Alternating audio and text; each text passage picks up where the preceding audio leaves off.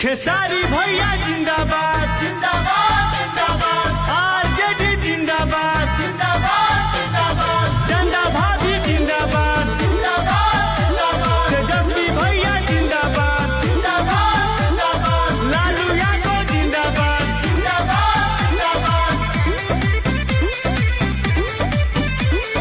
खबर सुनाइल ह बड़ी जोर शोर से मीडिया में चर्चा चलता चारों ओर से खेसारी भैया जिंदाबाद जिंदाबाद हरे खबर सुनाइल ह बड़ी जोर शोर से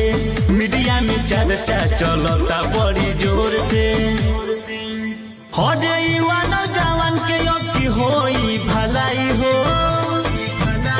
खेसारी भैया के अब की दी हो जिताई हो भैया के दी हो विधायक बनाई हो खेसारी भैया के अब की दी हो जिताई हो भैया के दी हो विधायक बनाई हो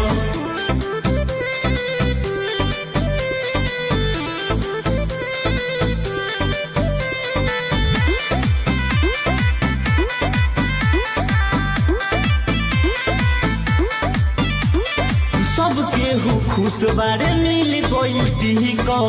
अब की बे केहू के होई ना दिक्कत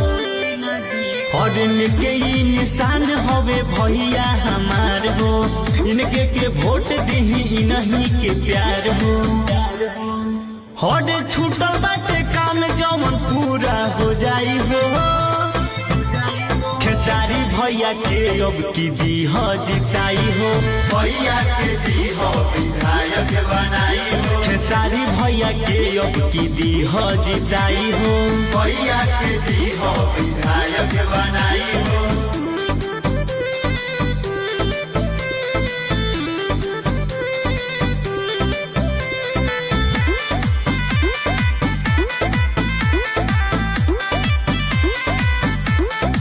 भैया तेजस्वी से हाथ मिला के फिर कैले भैया यार जेडी में आके खेसारी भैया के रहे तलाश हो गाँवे गाँवे छपरा में हो विकास हो हरे पिंटू परे में छोटू करे गोहराई हो